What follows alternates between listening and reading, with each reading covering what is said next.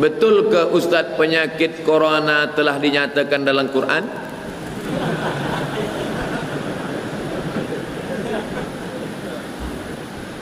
Dia tengok dalam FB dia, corona zamana kazaba.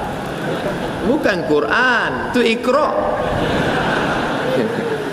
Corona datang pada masa banyak dusta, katanya. Bukan ayat Quran. Adapun yang pertama menyebut virus corona ini adalah ulama dari Yaman. Bukunya 5-10 tahun yang lalu. Al-Habib Masyhur Al-Adani, Abu Bakar Masyhur Al-Adani, dia sebut situ ada nama virus yang belum ada pada zaman sebelumnya. Tulis di situ humma al-corona. Humma demam, demam panas. Ko kaf waw ra waw non alif, corona. Tapi bukan Toyota. Corona. Dalam Quran tu. Macam mana Ustaz andai solat jemaah di sebelah orang mempunyai bau badan yang kuat, bau kurang pakaian, sebelah orang baca kuat sikit sehingga terasa terganggu kita solat. Man akala basalan, siapa yang makan bawang putih, bawang basal, bawang merah, sauman, bawang putih, fala yaqrabanna falyatazil musallana. Siapa yang makan bawang putih, siapa yang makan bawang merah, maka jangan dekat-dekat masjid kami, kata Nabi. Kenapa tak boleh dekat masjid? Innal malaikata tata'adza, sesungguhnya malaikat terganggu dengan bau bawang itu. Bawang, kira-kira mana yang hebat, bawang petai ke? Oleh sebab itu maka kita diajarkan, laula an asyqa ala ummati, kalau tidak memberatkan pada umatku, la amartuhum bis-siwak, aku suruh dia bersiwak inda kulli salah, setiap hendak bersolat dia bersiwak. Makanya para habaib kita, para tuan guru kita, para syekh kita, sebelum dia jadi imam, saya tengok waktu Habib Umar datang ke Jakarta di Hotel Crown solat subuh, saya tengok dia sebelum solat subuh, kata dia, sebelum angkat takbiratul ihram dia ambil siwak. Padahal gigi mereka bersih, tapi mereka nak ikut sunnah Rasulullah SAW, sawus sufuf. Oleh sebab itu maka bersihkan mulut. Kami tanya badan, Ustaz jawab mulut pula. Sedangkan mulut yang kecil aja dijaga, apa lagi badan? Oleh sebab itu maka mesti mandi, mesti bersihkan. Ada penyakit itu akibat perut kotor. Kalau usus lambung ini kotor, maka dia menyebabkan keringat kita bau, peluh kita bau. Maka mesti dimakan ubat. Dia makan sehari dari pagi sampai petang, cari hari cuti, keluar semua, maka itu menyehatkan. Cari ubatnya supaya hilang bau-bau ini semua. Makanya di antara yang disukai Nabi adalah itar. Makanya kalau dalam majlis maulid dibakar itu bukhur daripada kayu gaharu, dibakar, dihidupkan. Orang yang tak faham dia sangka sedang memanggil jin hantu. Pergi ke Makkah dia tengok banyak jual kemenyan besar-besar, beli berkilo-kilo. Sebenarnya itu untuk apa kemenyan? Untuk mengharumkan. Sebab Nabi suka pada yang harum-harum, dan malaikat-malaikat rahmat juga suka pada yang wangi-wangi. Maka kita pakai ini, jauhkan daripada yang bau-bau, kerana malaikat pun terganggu dengan yang bau-bau. Kita disuruh buat kebaikan, meninggalkan larangan Allah.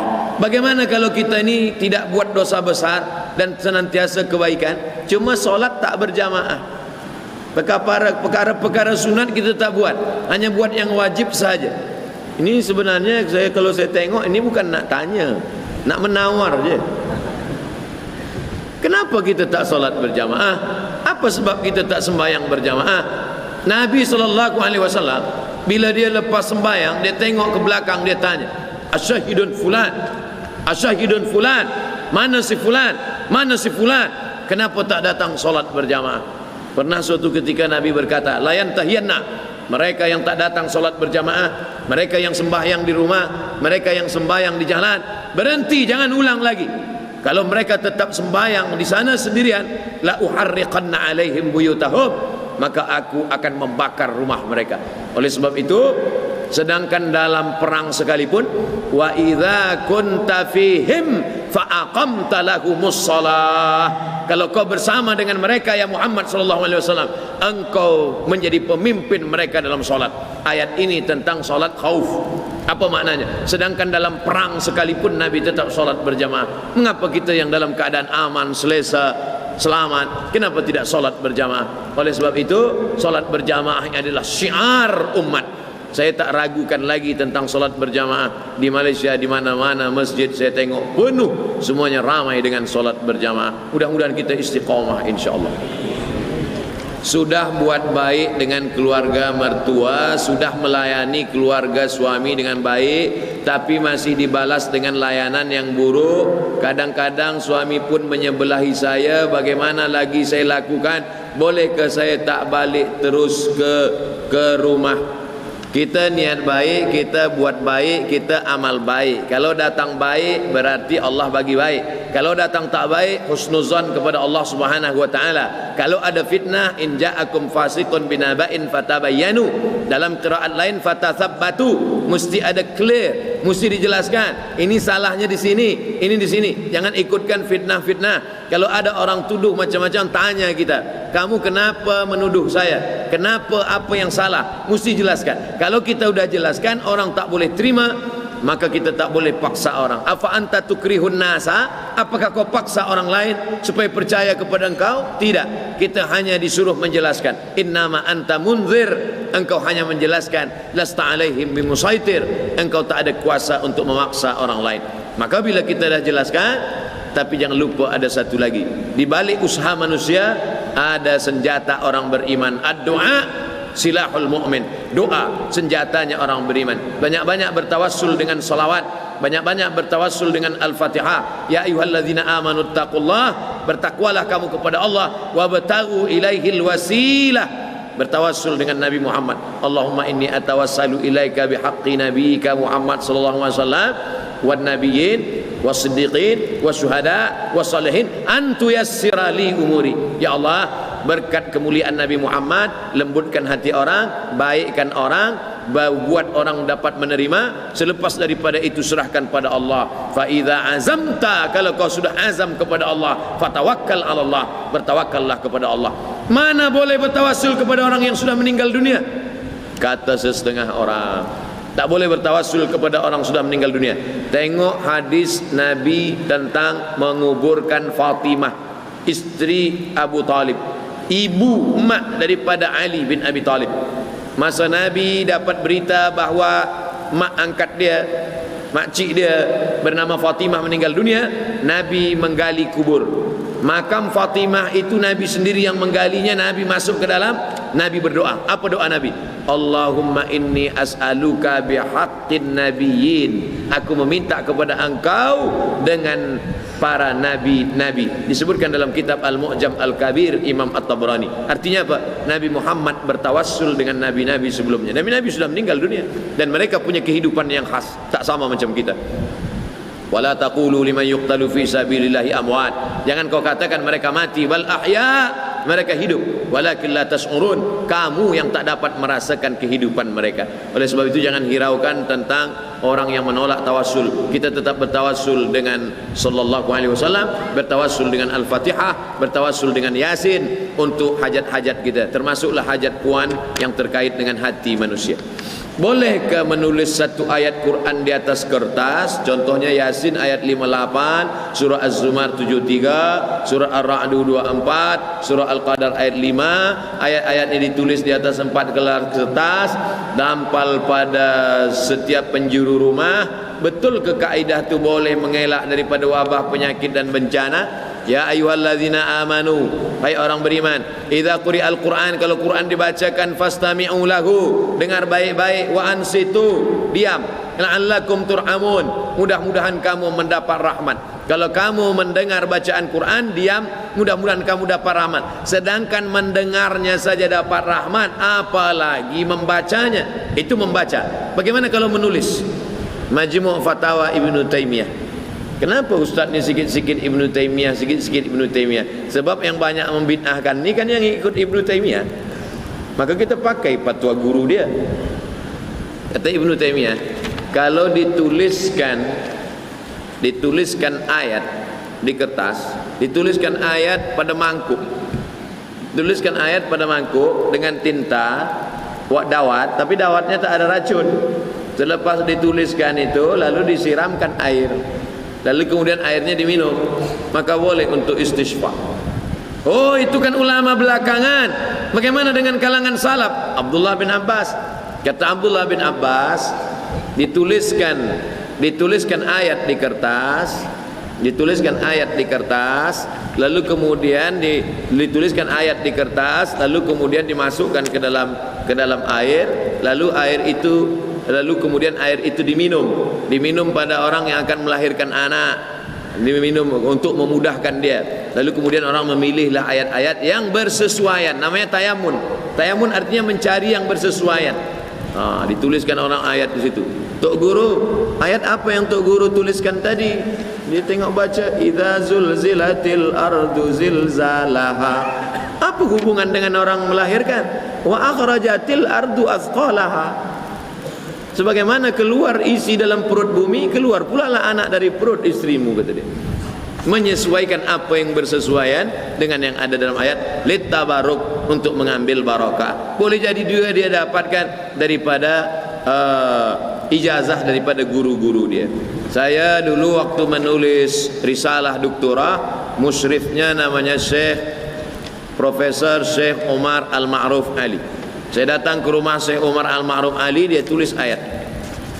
Setelah dia tulis ayat, lalu kemudian dia lipat. Setelah dia lipat, dia gulung, dia ikat pakai benang. Dia bagi pada ada jamaah yang sakit. Saya tengok saja. Dalam hati saya, ni nampaknya bid'ah ni. Wa kullu bid'atin dhalalah wa kullu dhalalah. Apa kata dia? Abdul Samad, hadhihi tamimah syar'iyah. Ada yang tak boleh, haram, tapi yang ini boleh sebab ini syar'i. Ini ayat-ayat ruqyah. Mungkin dia tahu dalam hati saya nak salahkan dia. Ittaqu firasatal mu'min. Oleh sebab itu boleh. Cuma yang dikhawatirkan kalau dia buat gini nanti dipijak. Ini dikhawatirkan jangan sampai dipijak orang sebab dia letak dalam tanah, tak boleh, haram. Atau dia bawa ke dalam toilet, maka ini haram. Jadi sebalik. Maka sebagiannya lagi pula ada yang menulis huruf saja, dia tidak sambung untuk mengelakkan kalau bersambung dia khawatirkan akan. Kalau ingin dia buat, maka dia buat seperti yang dalam cawan, atau dia tuliskan kertas dimasukkan sebagai doa istisqa, atau yang dia bacakan kemudian dia hembuskan ke air.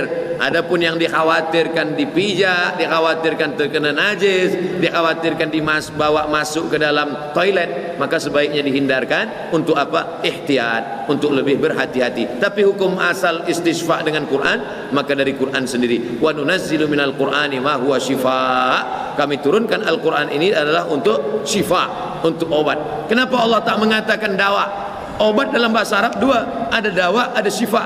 Ternyata dalam bahasa Arab, kalau dawa boleh sehat, boleh tidak. Tapi kalau syifa pasti sehat dengan izin Allah. Maka Allah gunakan kata wa nunazzilu minal Qur'ani ma huwa syifa, bukan wa nunazzilu minal Qur'ani ma huwa dawa.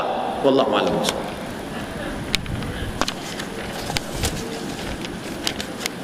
Mohon Al-Fadil mengumumkan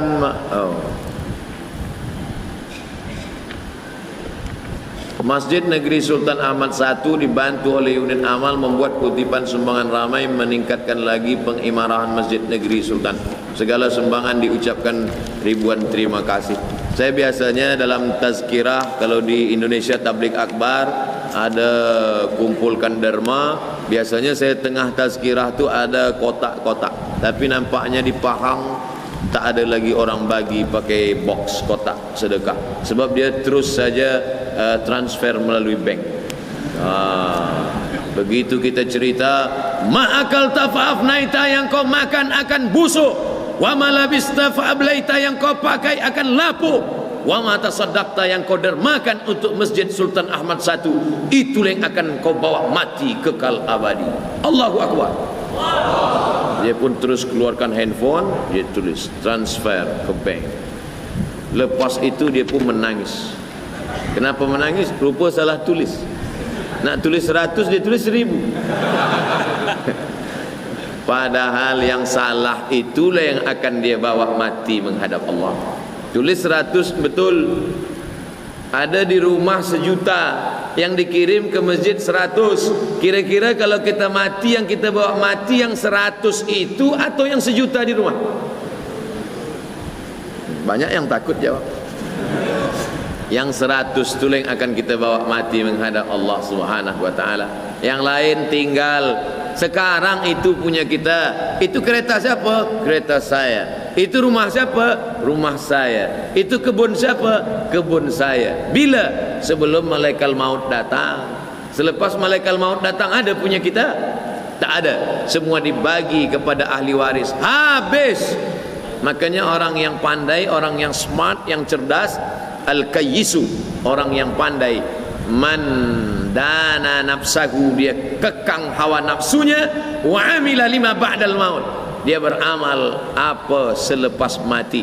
Kalau pandai, berikanlah tanah itu wakaf untuk masjid. Kalau pandai, berikanlah sebagian wang yang disimpan selama ini. Berapa banyak orang cari duit tapi tak sempat menikmati duit. Cari pagi pulang petang, cari petang siang malam tapi tak pernah menikmati. Manusia ini memang makhluk yang aneh. Dia cari makan tapi dia pun tak boleh makan.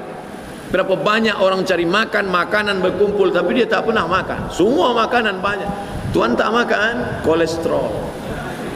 Tuan tak makan, diabetes.